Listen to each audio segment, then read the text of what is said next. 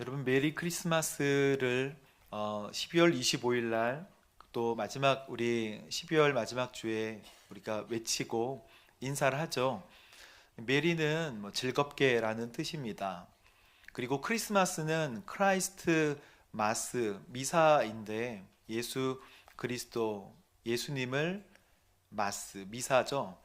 예배하라. 그러니까 즐겁게 예수님을 예배해요라는 뜻입니다. 그래서 메리 크리스마스 하면 즐겁게 예수님 예배해요 라는 뜻인데 이 시대에는 예수님 예배하는 일들을 점점 더 가리고 그냥 기쁜 그리고 즐거운 휴일로 성탄절을 지키는 흐름들이 되게 많이 있죠. 오늘 말씀의 핵심은 예수님 오시는 것이 기쁜 일이냐 하는 것입니다. 주님이 오셨던 것들, 지금 이미 오셨는데 오신 것이 여러분에게 기쁨이 되시는지, 저와 여러분에게 정말 예수님이 오신 것이 진짜 기쁜 건지 다시 한번 우리가 마음속에 생각해 보아야 할 것입니다. 7절 말씀을 한번 읽어보면 마리아는 첫 아들을 낳고 아기를 천으로 싸서 구유에 눕혔죠. 그런데 그 다음 함께 읽어볼까요? 시작. 여간에는 당시에 예수님이 오셨는데 하늘에서 오셨잖아요. 그런데 빈방이 없었대요. 약간 아이러니컬하죠. 만왕의 왕으로 오셨는데 왜 빈방 하나 없을까? 왜 그 사람들은 예수님을 맞이하지 못했을까 하는 것입니다. 여러분, 왜 예수님이 초라하게 오셨는가라고 질문한다면 예수님이 초라하게 오신 이유는 하나님의 구원의 방식이 세상과 전혀 다르다는 것을 알 수 있습니다. 정치적인 구원 또는 물질적인 구원을 주시려는 게 아니라 예수님께서는 생명으로 구원하는 것을 주시려고 이 땅에 오셨죠. 생명은 생명으로만 구원할 수 있습니다. 그래서 피 흘림이 없으면 죄 사함이 없다라고 말씀하신 거예요. 그래서 예수님 사랑과 은혜가 아니면 생명으로 생명을 대신할 수 없기 때문에 예수님은 어떤 물질적이나 정치적인 왕으로 오신 게 아니라 겸손의 왕으로 오셨습니다. 죽으시려고. 그러니까 우리는 예수님이 오신 사건을 사실 잘 이해할 수가 없습니다. 당연히 오신 건 줄 알았지만 그 사랑과 그 은혜는 사실 우리가 이해할 수 없죠. 저는 아무리 생각해도 설명하여 우리 성도 여러분께 그랬기 때문에 오신 것이다라고 이야기할 수 없어요. 정답은 그냥 사랑하셨기 때문에라고 말씀드리고 싶습니다. 세상은 강한 사람, 또 권력 있는 사람, 또 부자를 통해서 움직이지만 하나님의 성품은요, 겸손과 온유시죠. 그래서 약한 사람들을 들어서 강한 사람들을 부끄럽게 하시는 방법이 우리 하나님의 방법입니다. 그래서 목자들이 오늘 8절 말씀에 보면 메시아 소식을 들은 것은요, 하나님의 구원의 소식이 어떤 특정한 사람에게만 아니라 모든 사람에게 주시는 기쁜 소식이라는 것을 알려주시려고 오늘 목자들이 그 소식을 먼저 들었다라고 성경에 분명히 기록되어 있는 것입니다. 이 예수님의 탄생은 미가서 5장 2절에 보면 예수님 오시기 700년 전에 미리 예언이 되어 있는 내용이에요. 미가 선지자가 도대체 뭐라고 예언을 했는가 한번 보도록 하겠습니다. 읽어볼까요? 시작. 그러나 비록 내가 유다 족속들 중 아주 작지만 이스라엘을 다스릴 사람이 너로부터 나올 것이다. 그의 근본은 먼 옛날 만약 화려한 궁에서 태어나셨다면 예수님은 소외된 사람을 만나시기가 어려우셨을 거예요. 그리고 정치적이고 경제적인 부분에 힘을 쓰셨을 것입니다. 그런데 이사야 53장에 보면 예수님은 고난받으려고 오신 메시아라고 표현하고 있습니다. 누가 고난받으러 세상에 옵니까? 누가 핍박받고 멸시당하려고 세상에 옵니까? 그런 왕이 어디 있나요? 그런데 여러분, 우리의 주님은 겸손의 왕이세요. 죽으려고 오셨어요. 그게 바로 하나님의 구원의 방법입니다. 여러분, 빈 방이 있냐는 거예요. 오늘 이 시대도 예수님이 오시면 빈 방을 내어드릴 만한 여러분의 마음의 여유가 있으십니까? 예수님을 구유에 모신 이유가 빈 방이 없었기 때문에 구유에 모셨잖아요. 그것은 오늘 우리에게도 큰 도전을 줍니다. 열어줄 마음이 없다는 거예요. 마치 오늘 우리들 마음과 같이 주님께 대하여 우리가 열린 마음이 없고 열어줄 마음이 없다는 것이죠. 주님이 정말 귀한 분이라는 것을 알지만 주님을 마음에 모시는 문제는, 주인으로 모시는 문제는 전혀 다른 문제라는 것입니다. 오늘 제가 성도님 가정에 잠깐 들리겠습니다 라고 하면 우리 성도님들은 아마 집에 있는 차도 준비해 주실 것이고 커피도 먹을 것도 아마 준비해 주실 것 같아요. 분명히 그렇죠? 만약에 여기 앞에 있는 가정에 우리 함께 제가 방문하게 된다면 냉수만 주지는 않으실 거예요. 그런데 제가 오늘 가정을 방문해서 오늘 제가 여기서 자고 갈게요 라고 말하면 그 다음부터는 그러시죠 라고 하면서 왜 그러지? 그러실 거예요. 그런데 제가 그 다음 날에도 제가 며칠 더 묵고 갈게요 라고 얘기하면 그때부터는 뭔가 달라지는 것입니다. 마음이 어려워지게 되는 것이죠. 왜 그럴까요? 이분이 왜 이러나 싶을 거예요. 하루 이틀은 괜찮지만 사는 것은 다른 문제예요. 불편해지는 문제입니다. 교회에서는 부담이 없지만 집에 와서 방을 내어준다고 생각하면 가족 전체의 질서가 깨지게 되는 것이죠. 왜 그런가요? 같이 사는 문제이기 때문입니다. 같이 살게 되면 본인의 삶이 달라져야 돼요. 제가 옆에 있으면 뭔가 달라지게 되어 있습니다. 불편하고, 그리고 뭔가 정리를 해야 되고, 뭔가 어색해지죠. 뭔가 원래 살던 방식하고는 달라지게 되는 거예요. 주님께서 우리에게 오신 것은 같이 살자고 오신 것입니다. 그래서 빈 방이 없는 거예요. 주님이 이 땅에 오신 것은 잠깐 들리려고 손님으로 오신 게 아니고 우리랑 같이 살자고 오신 것입니다. 그래서 요한복음 15장에 보면 나는 포도나무고 너희는 뭐다? 가지다. 그거는 붙어 있어야 한다는 것입니다. 같이 살아야 된다는 거예요. 양분을 공급받아야 된다는 것이죠. 붙어 있지 않으면 스스로 열매를 맺을 수 없다라고 하는 말씀이, 공급받지 않으면 참 감람나무가 될 수 없다, 참 포도나무가 될 수 없다라고 하신 말씀이 이 말씀입니다. 그래서 계시록 3장 20절에 보면 문을 두드리노니 내가 그에게로 들어가 그로 더불어 먹고 그는 나로 더불어 뭐한다? 같이 식사하자고, 같이 살자는 것입니다. 같이 지내자는 거예요. 주님을 가끔 보면 좋고 일주일에 한 번씩 보면 참 좋습니다. 예배 드리면 참 좋다고 얘기해요. 그런데 주인이 되는 것은 또 다른 문제예요. 우리의 주인이 되시는 것은 완전히 다른 문제입니다. 근데 여러분, 갈라디아서 2장 20절에 내가 그리스도와 함께 십자가에 못 박혔는데 이제 내가 사는 것이 아니요 오직 내 안에 누가 사신다?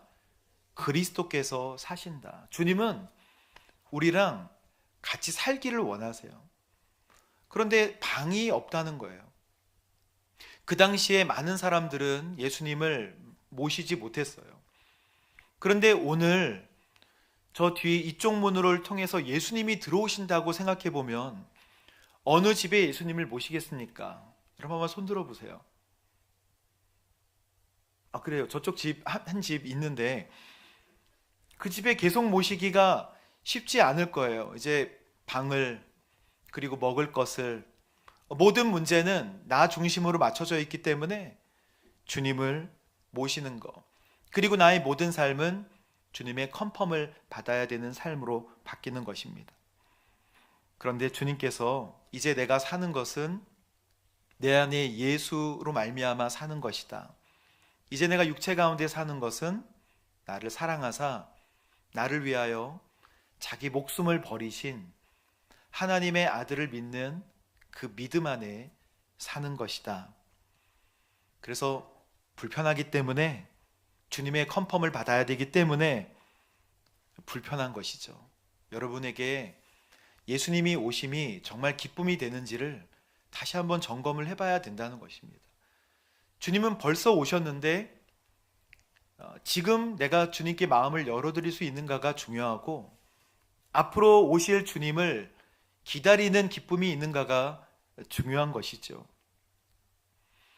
내 마음 그리스도의 집이라는 로버트 멍어라는 작은 책자, 아주 오래된 책자죠.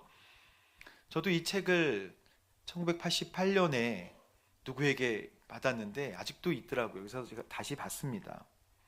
예수님께서 자기의 마음에 찾아오시는 내용, 아주 짧은 글이에요.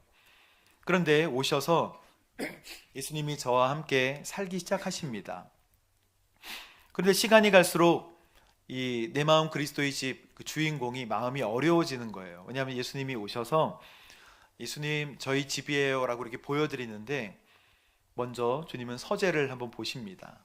주님 저의 서재입니다 라고 보여드리니까 거기에 이제 갖가지 책들, 갖가지 사상들을 표현하는 나의 책들이 세속적인 생각, 불순한 생각, 세속적인 가치관, 이런 것들이 예수님의 눈에 보기에는 별로 하시는 거예요. 그런 만한 책들이 꽂혀져 있는 것이죠. 그래서 이 주인공은 주님 바람직한 모습으로 이 방이 좀 정리됐으면 좋겠습니다 라고 하니까, 그렇지, 예수님 좋아하세요. 내가 그래서 왔지. 그래서 참되지 못한 것은 다 버리렴 이라고 말씀하세요. 그래서 그 방이 싹 정리가 돼요. 그리고 예수님은 나의 말씀을 서재에 많이 붙여놓으렴, 그리고 날마다 묵상하렴, 그리고 예수님의 초상화를 그려서 예수님은 방에 딱 붙여놓게 하셨어요. 그래서 서재가 정리가 됐습니다. 예수님은 그 다음 주인공이 보여드리는 방으로 안내해요. 주님 여기는 주방이에요. 주방 보여드리니까, 주방은 우리의 욕망과 욕심을 나타내는 방이에요. 여기서 해먹는 모든 나의 욕망과 욕심들은 나의 음식들, 영혼의 음식들을 요리하는 것인데, 부와 명예와 권력, 그리고 내가 추구하는 모든 목표들이 가득해요. 예수님께서는 너가 모르는 양식이 있어 이렇게 말씀하세요. 너가 모르는 양식이 있다. 하늘 아버지의 뜻을 행하라. 그리고 자신의 만족을 위하는 것을 중재하면 그 양식이 너에게 참된 양식이 될 거야 라고 말씀해 주세요.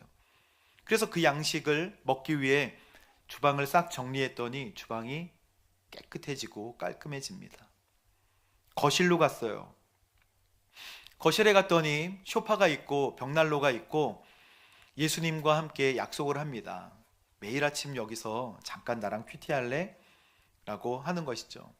그래서 열심히 소파를 두고 예수님의 자리를 내어드리고, 그리고 주님과의 교제를 가지다가 시간이 지날수록 자신의 책임과 역할이 커지자 주님과의 만남이 소원해져요. 그런데 어느 날 지나다 보니까 예수님이 거실을 스쳐 지나가는데 예수님이 그 자리에 그냥 계속 앉아 계신 거예요. 예수님 매일 여기 계셨나요? 그럼 나는 매일 정해진 시간 여기서 너를 만나기를 기다리고 있었어 라고 말씀하세요. 어떻게 할까요, 주님? 제가 예수님을 초대했잖아요. 그런데 제가 예수님을 무시했네요. 제가 예수님을 배려하지 않았네요. 어떻게 하죠? 매일 약속한 시간에 주님과 교제하지 못했습니다. 주님은 약속 시간을 소중하게 여기라고 말씀하세요. 그래서 이 거실이 정리가 됩니다. 마지막 옷장인데 자꾸 냄새가 나는 옷장이 보이는 거예요. 그래서 그 옷장을 예수님께서 보시려고 하는데 절대 안 된다 합니다. 옷장에는 악한 것들, 냄새 나는 것들이 가득 있었기 때문이죠. 여러분, 우리가 외부에서 손님이 오시면 지저분한 것들은 다 어디다 넣죠? 옷장에다 다 넣어버리잖아요. 지저분한 것들이 가득한 그 옷장에 숨겨둔 죄악과 부끄러운 비밀을 상징하는 방이에요. 그 옷장을 예수님께서 열어보고자 하셨으나 끝까지 막습니다. 그런데 도저히 어떻게 정리해야 할지 몰라서 나중에 이 주인공은 예수님께 키를 드려요. 주님, 책임져 주시고 좀 어떻게 좀 해주세요. 저는 이게 도저히 감당이 안 돼요. 그럼 내가 그걸 원해. 그래서 예수님은 그 옷장을 싹 정리하십니다.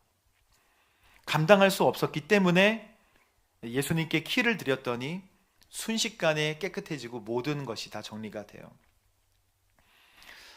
그런데 이 사람은 생각해요. 지금까지 내가 열심히 노력했지만 내 집에 이쪽 방을 청소하면 이쪽 방이 지저분해지고 1층을 청소하면 2층이 지저분해지고 다 감당할 수가 없는 거예요. 그래서 주님께 맡겨드립니다. 주님, 제 집을 좀 관리해 주실 수 있겠습니까? 주님은 좋아하세요. 얼굴이 밝아지면서 내가 그걸 원해. 그러시죠. 그런데 주님이 말씀하세요. 그런데 어렵다. 내가 이 집의 주인이 아니기 때문에. 주인은 너잖아. 말씀하시는 거예요. 그래서 이 사람은 집 문서를 정리해서 주님께 넘겨드리고자 명의를 이전하려고 합니다. 주님이 이걸 원하신 거예요. 그래서 집 문서를 넘겨드리면서 자신의 모든 것을 주님께 드리는 헌신과 결단을 합니다. 주인공은 예수님께서 자신의 삶의 주인이 되시자 진짜 주님과 동행하는 영적 동행이 시작되었음을 알고 느끼게 된다는 거예요. 여러분, 이 짧은 책의 내용은 예수님이 손님이신가? 주님이 나의 인생의 방에 얼마나 들어와 계신가? 주님은 정말 나의 기쁨이신가를 보여주는 아주 짧은 책이죠. 여러분, 주님이 오신 날이 정말 기쁨이신가요? 아니면 뭔가 주님과 함께 할 수 없는 방들이 많으신가요? 이사야 1장 18절에 보면 주님께서 비록 너희 죄가 주홍빛 같더라도 눈처럼 희게 되고 비록 그 죄가 지렁이처럼 붉어도 양털같이 희게 될 것이라 라고 말씀하여 주십니다. 여러분의 삶에 주님이 기쁨으로 다가오시게 되기를 주님의 이름으로 축복합니다. 8절과 9절 말씀을 우리 함께 읽어보겠습니다. 시작. 한편 목자들은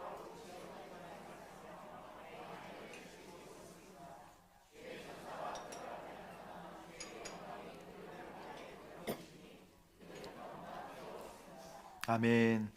목자들은 들판에서 살며 밤에 양떼를 지키고 있었다. 그런데 너무나 두려웠다. 여러분, 목동은 이스라엘에서 가장 천한 직업 중에 하나라고 합니다. 좋아 보이는 것 같지만 사람들이 대부분이 이제 농사를 짓기 시작하는 사사기 시대부터 목자들은 한 곳에 정착하지 못하고 목초지를 따라 돌아다니는 최하류 계층에 속했다고 해요.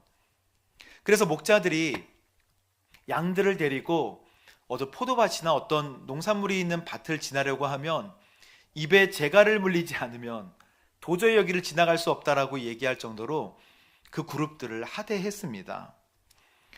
그런데 이 목자들은 실제로는 어떤 사람들, 어떤 사건들의 증인으로도 채택이 되지 못할 정도로 사회적인 신분이 너무너무 낮았던 거예요. 그래서 이 목자라고 하는 신분에서 다른 그 직업을 전환하고자 하면 이런 칭찬을 들었다고 합니다. 너 회개했구나. 그럴 정도로 목자들은 그 사회에서는 정말 존경받지 못하는 그런 그룹이었다고 해요. 근데 예수님이 누구에게 보이셨나요? 목자들에게. 모든 사람에게 복음이라는 뜻입니다. 모든 사람에게 전해지는 기쁜 소식이라고 하는 뜻이에요. 그래서 오늘 말씀하신 이 복음은 목자들이 그냥 지나가다가 소식을 들었나 보다가 아니고, 이 복음은 모든 민족에게 구원이 되시는 하나님의 능력이라고 하시는 말씀입니다. 개를 키우는 분들이 많으시죠. 개를 사랑하지만 개를 사랑해서 개가 됐다라고 하면 그 우스운 일이잖아요.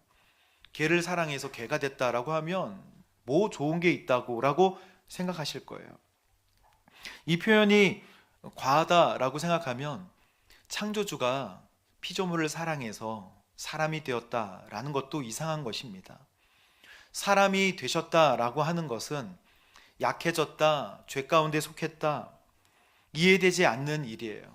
이게 이해가 되려면 주님은 날 사랑하셨구나 라고 밖에 이해할 수가 없습니다. 사랑은 합리적이지 않아요. 다 비합리적입니다. 우리가 사랑을 할 때, 여러분이 오빠로 동생을 사랑할 때 그때 있었잖아요. 결혼 전에 오빠야 라고 할 때 그게 합리적이었나요? 오빠가 낼게, 오빠가 다 쏠게, 다 비합리적이에요. 사랑하면 다 이해가 되는 거예요. 고양이도 마찬가지입니다. 고양이를 사랑해서 고양이가 되었다? 그것도 이상한 일이죠. 그러면 만약 고양이가 됐으면 어떤 고양이를 찾아갈까요? 우리가 고양이를 구원해야 한다면 페르시안 고양이 찾아가나요? 들고양이 만나겠죠. 고양이를 다 구원하기 위해서는. 예수님도 모든 사람과 모든 족속과 모든 열방에 구원, 생명을 주시기 위해서 사람이 되셨다. 이거는 비합리적인 일이고 우리가 이해할 수 없는 사건입니다. 그런데 오늘 10절과 11절에 보면 두려워하지 말고 보아라. 목자들에게 천사들이 얘기해요. 내가 모든 백성에게 큰 기쁨이 될 좋은 소식을, 모든 백성에게 큰 기쁨이 될 좋은 소식을 너희에게 알려준다. 오늘 구주이신 그리스도가 다윗의 동네에서 태어났다. 700년 전에 예언되어 있던 이 말씀이 나사렛에 살고 있던, 그 갈릴리 옆에 살고 있던 요셉과 마리아에게, 여러분 오늘 2장 1절에 보면 아우구스투스 황제가 인구조사를 위하여서 칙령을 내려서 베들레헴으로 다시 내려오게 되는 거예요. 이때 이 자리에서 이제 임신하고 있던 마리아가 해산을 하는 것이죠. 예수님의 그 예언이 그대로 성취되는 것을 봅니다. 700년 전의 예언이 베들레헴에서 성취가 되는 것이죠. 다윗의 동네에서 메시아가 태어났다. 이 사건은 이해할 수 없는 하나님의 사랑입니다. 그 사랑 때문에 우리가 예수님을 오늘 기뻐하고 예수님을 우리의 주인으로 모시려고 한 것이죠. 만약에 여러분 성탄절이 기쁘지 않으시다면, 성탄절이 그냥 별 감흥이 없으시다면 예수님과 사랑하는 관계가 아니라서 그럴 수 있어요. 주님과 사랑하는 관계가 아니다? 아닌 것 같은데, 사랑하는 사람의 생일을 챙겨주는 것은 기쁨이죠. 여러분 주님과 귀한 밀접한 관계와 교제를 하시게 되기를 주님의 이름으로 축복합니다. 예수님이 성탄절에 오심을 기뻐합니다 라고 끝날 게 아니라, 주님이 그 당시에도 방이 없으셨잖아요. 그런데 이 시대에 2024년에 오시면 방이 있으시냐라는 것입니다. 맞아드릴 방이 있냐라는 거예요. 실제로 주님은 어떤 방을 원하시는 게 아니라 우리 마음의 방을 원하시는 것이죠. 여러분 깨끗하게 비워드려서 주님을 모시는 기쁨이 여러분에게 있게 되기를 바랍니다. 옛날에 남태평양의 파푸아뉴기니의 사위 부족이라고 그 친구같이 잘 지내다가 결국 친구를 잡아먹는 그런 배신의 민족들이 있었어요. 사위 부족은 적의 머리를 사냥해서 해골을 베고자 하는 잔인한 부족이었고, 살인과 배반의 방식은 아주 그들의 일상이었습니다. 그래서 선교사님이 이 성경을 설명할 때 아무리 설명해도 복음이 들어가지 않는 거예요. 예수님의 제자 12제자 중에 예수님을 팔았던, 또 예수님을 배반했던 가론 유다나 이런 인물들을 설명할 때 박수를 치면서 가론 유다야말로 참된 성경의 인물이네요, 이럴 정도로 사회부적은 성경을 오해하고 있었습니다. 가론 유다 이야기에 막 흐뭇하게 웃으면서 이 사람이야말로 참된. 그래서 배신의 문화가 있었던 이 사회부적에게 복음을 전하기가 참 어려웠는데, 어느 날 부족끼리 싸우다가 화해하는 모습을 보고 이 선교사님이 힌트를 얻었어요.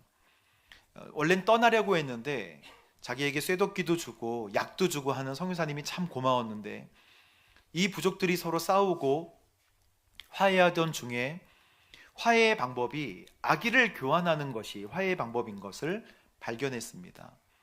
아기를 교환하고 그 아기가 각 부족에게 살아있을 동안에 이 부족이 절대 싸우지 않는다는 것을 발견한 거예요. 그래서 선교사님은 이 부족에게 설명을 했어요. 예수님이 하나님께서 보내신 화해의 아기입니다 라고 하니까 이 부족의 귀가 번쩍 띄었습니다. 화해의 아기로 하나님이 예수님을 주셨다고요? 그렇게 반문하는 거예요. 그래서 세 가지를 물어봅니다. 그러면 하나님은 우리에게 평화를 주시는 거네요. 맞다고! 지금까지 뭘 들었냐고. 그러면 하나님은 우리랑 가족이 되시는 거네요. 맞다고! 그거라고. 그러면 하나님은 우리와 함께 계신다는 거네요. 맞다고! 내가 지금 몇 년 동안 설명한 게 그거 아니냐고. 사회부족이 화해의 아기에 관하여 설명했을 때 그 말씀을 진짜 받아들이게 된 거예요. 하나님이 우리랑 화해를 하려고, 우리가 하나님과 함께 살려고 하기 위하여서 아기 예수님을 보내신 것이구나 라고 생각할 때 이 부족에게 복음이 들어가고 이들이 예수님을 믿고 변화되는 부족이 되었다는 것입니다. 이 세상의 평화는 아기 예수님으로 인하여 주어지는 평화가 참된 평화죠. 세상에 어떤 것들을 바라보고 어떤 것들이 희망이 될 수 있겠습니까? 교회가 희망입니다. 하나님의 복음이 희망이에요. 그런데 우리는 그 복음을 너무너무 경홀히 여깁니다. 우리는 그 복음을 너무 쉽게 잊어버려요. 사랑하는 성도 여러분, 오늘 예수님께서 이 말씀을 하나님께서 우리에게 주시고 우리가 이 말씀을 듣고 하나님께서 기뻐하시는 반응은요, 주님, 제가 이제 마음을 열고 주님을 모시는 저의 방을 두고요, 내 마음의 모든 명의 이전을 주님께 하겠습니다 라고 하는 결단을 주님께서는 너무너무나 좋아하실 거예요. 저는 성탄절마다 여러 가지 예수님이 나시는 어떤 예언들, 그리고 예수님께서 오셨던 그 급박한 상황들, 여러 가지를 함께 나누었지만 오늘 예수님께서 잘 방이 없으셨다, 2024년도 잘 방이 없으시다 라는 것을 생각할 때 우리의 마음을 정리하고 정돈해야 한다고 생각합니다. 여러분의 마음에 모든 방문을 다 여시고 예수님을 초대하십시오. 그게 주님께서 기뻐하시는 오늘 말씀의 핵심입니다. 그리고 초대하셔서 손님으로 계시게 하지 말고 방 하나하나씩 보여드리세요. 주님, 제 방은 이렇고 부엌은 이렇고요, 거실은 이랬고 창고는 이렇습니다. 그러나 우리 스스로 다 할 수 없어요. 그래서 예수님께 키를 드리시고 예수님께 명의 이전을 하시기를 주님의 이름으로 축복합니다. 그게 주님께서 오늘 우리에게 주시는 가장 강력한 성탄 메시지인 줄 알고 여러분의 삶에 정말 주님의 주시는 평화가 계속해서 이어지게 되기를 주님의 이름으로 축복합니다. 이 시간 함께 찬양하고 기도하도록 하겠습니다.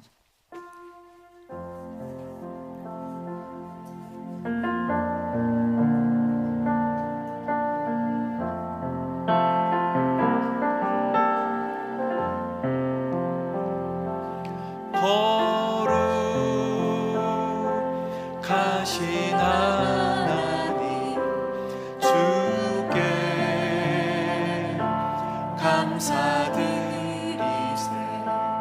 날 위해 이 땅에 오신 독생자 예수 나의 마음과 뜻 다해 주를 사랑합니다. 날 위해 이 땅에 오신 독생자 예수 내가 약할 때 강함 주고 가난할 때 우리를 부욕해 하신 나의 주 감사 내가 약할 때 강함 주고 가난할 때 우리를 부욕해 하신 나의 주 감사 나의 힘과 뜻 다해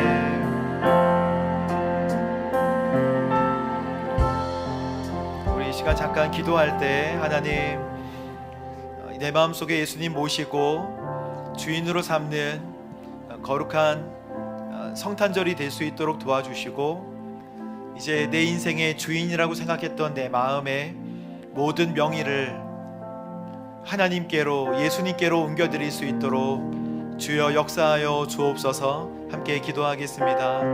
주님 감사합니다. 마음의 방에 하나님 모실 곳이 하나도 없었다면 이 시간 내 마음속에 주인으로 자정하여 주셔서 하나님의 나의 구세주 나의 하나님으로 자정하여 주시고 이제 내 인생의 모든 서재와 부엌과 거실과 모든 벽장에 이르기까지 주님께서 관리하시고 책임져 주시는 거룩한 삶이 되도록 주여 역사하여 주옵소서. 하나님 인도하여 주셔서 주인으로 자정하여 주옵소서. 할렐루야. 주님 감사합니다. 사랑하는 주님 감사합니다. 주님 2000년 전에 오셨을 때 빈방이 없으셨지요. 오늘 우리의 마음속에 빈방이 많으니 주님께서 찾아와 주시고 같이 지낼 수 있도록 그리고 우리의 집에 마음의 집에 주인으로 좌정하여 주옵소서.